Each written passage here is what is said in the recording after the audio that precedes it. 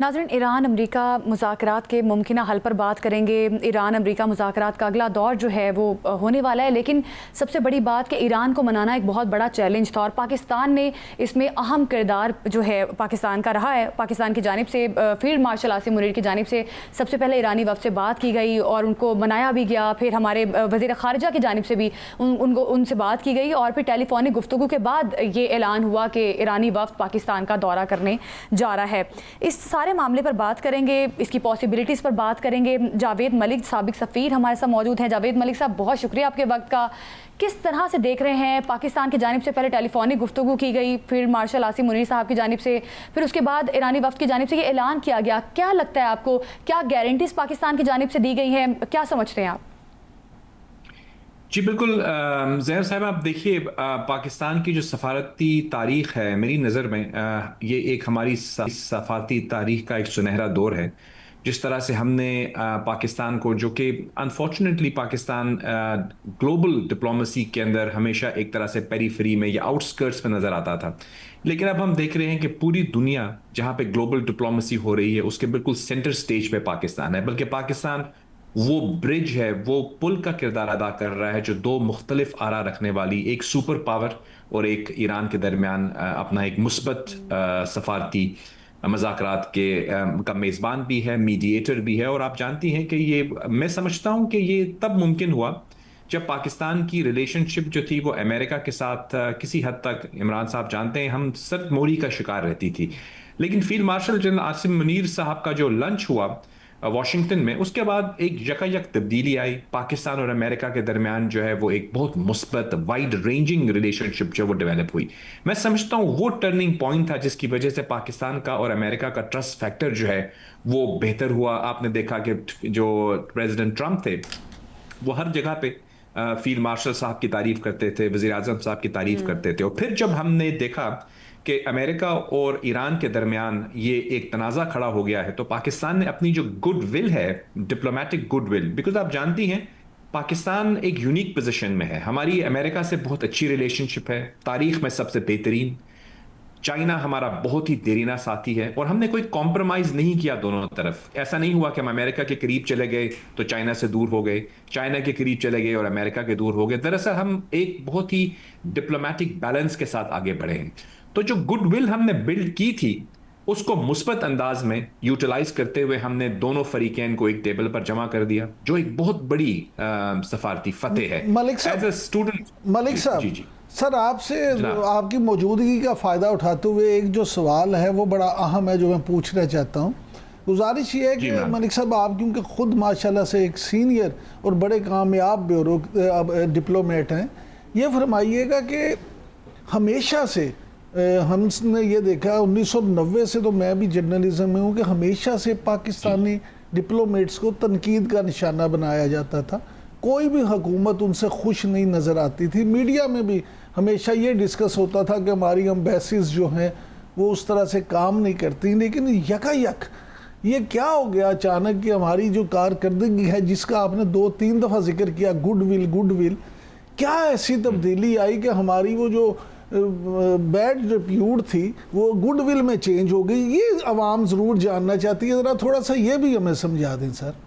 जी, इमरान भाई बिल्कुल सही कह रहे हैं। आप जानते हैं कि सफारतकारी से पहले मेरा ताल्लुक भी मीडिया से रहा है, तो जी मेरी जी मुझे तौफीक हुई है कि मैं देखता रहूं पाकिस्तान की जो डिप्लोमेटिक जर्नी है, बहैसियत सहाफ़ी भी और बाद में सफारतकार के तौर पर भी।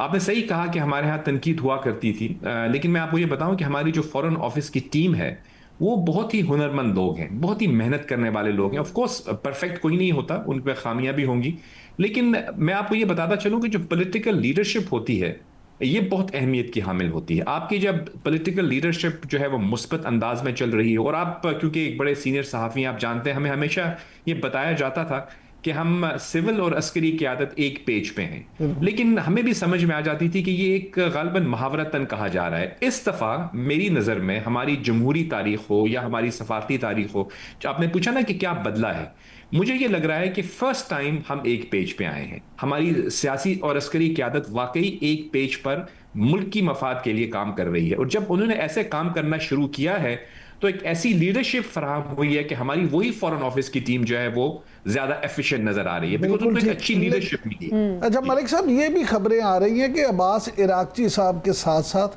ایک اور بہت اہم شخصیت جو ہے اس کی بھی یہاں پہ اسلام آباد میں آمد متوقع ہے۔ عراقچی صاحب خود بھی ماشاءاللہ سے بڑے اہم ہیں، وہ شخصیت کون سی ہو سکتی ہے؟ اب یہ تو کیونکہ آپ جیسے باخبر لوگ بتا سکتے ہیں، لیکن میں آپ کو یہ بتاتا چلوں کہ جو بھی شخصیت وہاں پہ آ رہی ہے وہ اہم ہے، اور بلکہ میں آپ کو یہ بھی بتاتا چلوں کہ امریکہ سے بھی کچھ لوگ وہاں پہ آئے ہوئے ہیں۔ دراصل اس کی ایک چیز میں آپ کو اپنی جو میری نظر میں ہے، دیکھیے جو مذاکرات کا پہلا دور ابھی کچھ لوگ کہتے ہیں کہ وہ بے نتیجہ رہا، لیکن میری نظر میں وہ بہت پروڈکٹیو رہا تھا، اس سے بہت زیادہ جو ٹرسٹ فیکٹر تھا وہ ڈیولپ ہوا دونوں سائڈز کے درمیان۔ لیکن کیونکہ ایک پیچیدہ مسئلہ تھا 50 سال پرانا، تو ایک سیشن میں تو وہ حل نہیں ہونا تھا۔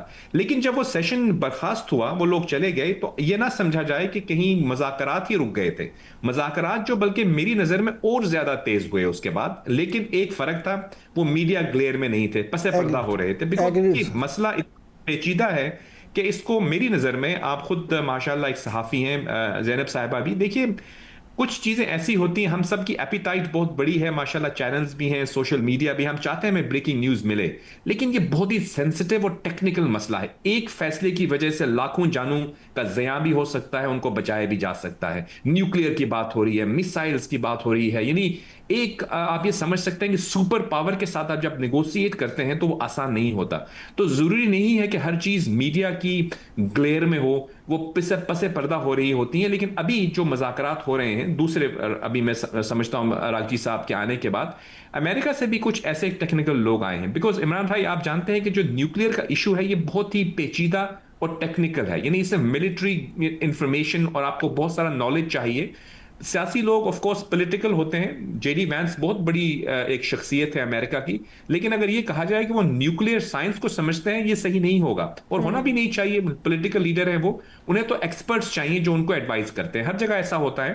ابھی جو یہ لگ رہا ہے کہ ان کے ایکسپرٹس کے درمیان مزید جو ہے کچھ ایشوز جن پہ کہیں پہ یورینیم کی افزائش کی بات ہوتی ہے، یا ان کی جو یورینیم کس حد تک وہ سٹاک پائل کر سکتے ہیں، اس پہ کچھ جو گلف آف انڈرسٹینڈنگ ہے اس کو جب پر کر لیا جائے گا تو پھر مجھے لگتا ہے یہ ہے کہ پہلے سیشن کے بارے میں جس طرح سے آپ بات کریں، یورینیم افسودگی کے حوالے سے بھی بات ہوئی، پھر یہ بھی کہا گیا ایرانی وزیر خارجہ عباس عراقچی کی جانب سے کہ ہمارے مذاکرات جو ہیں وہ کافی حد تک کامیاب ہو گئے ہیں، ہم لوگ بالکل سیٹلمنٹ کے قریب تھے، لیکن پھر وہی بات ہوئی کہ اس طرح سے نہیں آگے بڑھ سکے، لیکن ان مذاکرات کو ناکام بھی نہیں کیا کہا گیا۔ اب دوسرا سیشن ظاہر ہے شروع ہونے جا رہا ہے، ایرانی وفد کو منایا گیا پاکستان کی جانب سے باقاعدہ طور پر، کیا لگتا ہے آپ کو کتنے امکانات ہیں 36 سے 48 گھنٹوں میں سمجھتے ہیں کہ ساری چیزیں فائنلائز ہو جائیں گی؟ کیونکہ کئی امریکی رپورٹس آ بھی رہی تھی کہ کافی حد تک 90% ڈرافٹ جو ہے وہ فائنل ہو چکا ہے، تو اس بارے میں آپ کی کیا رائے ہے؟ اور ملک صاحب اس میں ایک بات یہ بھی پوائنٹ ایڈ کر لیں کہ خاص طور پہ پریزیڈنٹ ٹرمپ کی طرف سے جو اس بات کا بھی اعتراف کیا جا رہا ہے کہ پاکستان ان مذاکرات میں کلیدی کردار ادا کر رہا ہے، تو یہ بھی بات جو ہے اس کو بھی ذرا اس میں ساتھ شامل کر دیں۔ بالکل، دیکھیے پاکستان کے کلیدی کردار کے دو بہت میں سمجھتا ہوں کہ ٹھوس ثبوت نظر آتے ہیں آپ کو۔ دیکھیے جب ہم نے دیکھا کہ یہ جنگ شروع تھی اور وہاں پہ کہا گیا تھا کہ ایک تہذیب کو مٹا دیا جائے گا، اس موڑ سے پاکستان کی کامیاب سفارتکاری کی وجہ سے ہم نے ایک سیز فائر حاصل کیا۔ یہ سیز فائر جو تھا وہ کہنے کو شاید سیز فائر لگتا ہے آسان بات ہے، بہت مشکل تھا، بہت پیچیدہ تھا۔ اس کو جب اس کا وقت ختم ہونے والا تھا اس دفعہ ایک دفعہ دوبارہ پاکستان نے کامیاب سفارتکاری کی، اور اب آپ جانتے ہیں کہ پریزیڈنٹ ڈونلڈ ٹرمپ نے خود اپنی ٹروتھ سوشل پوسٹ میں لکھا کہ on the request of the prime minister of Pakistan and the field marshal I am extending the ceasefire. پھر لیبنان کا سیز فائر بھی پاکستان نے نیگوشیٹ کروایا۔ اب دیکھیے یہ بہت بڑی اچیومنٹ ہے، کوئی بھی طالب علم ہوگا اگر سفارتکاری کا وہ آپ کو بتائے گا کہ یہ ایک ماسٹر کلاس آف ڈپلومیسی ہے، یہ بہت بڑی اچیومنٹ ہے، بیکاز اس سے آپ کو وہ بریدنگ سپیس مل رہا ہے کہ دونوں سائڈز آپس میں بیٹھ کے مذاکرات کر سکیں۔ بیکاز آلٹرنیٹو کیا ہے، جنگ شروع کر دیں، جنگ شروع کرنے سے کس کا فائدہ ہے؟ امریکہ کا بھی نہیں ہے اور ایران کا بھی نہیں ہے۔ دوسرا آپ نے یہ کہا کہ دوسرا دور مذاکرات کا ہے، دیکھیے یہ جو تھوڑا سا ڈیلے ہوا ہے، میں جانتا ہوں کچھ لوگ جو تھے وہ یہ سمجھ رہے تھے کہ یہ ڈیلے غالباً منفی ہے، لیکن میری نظر میں منفی نہیں ہے، یہ مثبت ہے، کیونکہ دیکھیے وہ جو پیچیدگیاں جب تک حل نہیں ہوں گی تو مذاکرات کا جو سیشن باضابطہ طور پر ہونا ہے راؤنڈ 2 اس کو منعقد کرنے کا مقصد نہیں رہتا، کیونکہ انہوں نے دیکھا کہ فرسٹ راؤنڈ کے بعد مذاکرات پس پردہ ہوتے رہے، پاکستان ایک پل کا کردار ادا کرتا رہا بٹوین تہران اینڈ واشنگٹن. اور اب جب یہ مسائل کا حل ہو جائے گا تو پھر انشاءاللہ ان کی میٹنگ جو ہوگی اس کے بعد ایک مؤثر ایگریمنٹ بھی سامنے آ جائے گا. بیکاز لوگوں کی ایکسپیکٹیشن ہے کہ اگر دوسرا راؤنڈ ہو تو اس کے بعد پھر ایسا نہ ہو کہ پھر دوبارہ سے تعطل آ جائے. تو یہ کوشش اگر 2-4 دن آگے چلا جاتا ہے اور معاملات طے پا جانے کے بعد وہ لوگ ملتے ہیں, اور یہ بھی ممکن ہے کہ جے ڈی وینس آئیں, یہ بھی ممکن ہے کہ پریزیڈنٹ ٹرمپ خود آ جائیں. بیکاز دیکھیے پریزیڈنٹ ٹرمپ کی شخصیت سے جو لوگ واقف ہیں وہ پریزیڈنٹ آف یو ایس ہیں, لیکن اس سے پہلے وہ میڈیا میں بھی رہے ہیں. انہوں نے obviously وہ ایک پروگرام ہوسٹ کرتے تھے اپرینٹس کے نام سے. ایک بہت کامیاب بزنس مین ہیں, ان کو آپ پسند کریں یا نہ کریں, وہ ایک بہت قداور شخصیت ہے امریکہ کی پوری سوشل بزنس اور پولیٹیکل لائف کے. تو وہ جب کوئی بھی میڈیا کا اتنا بڑا جس کو وہ یہ کہہ رہے ہیں ڈیل آف دا سینچری ہوگا تو یقیناً وہ چاہیں گے کہ وہ اس کے سینٹر میں ہوں.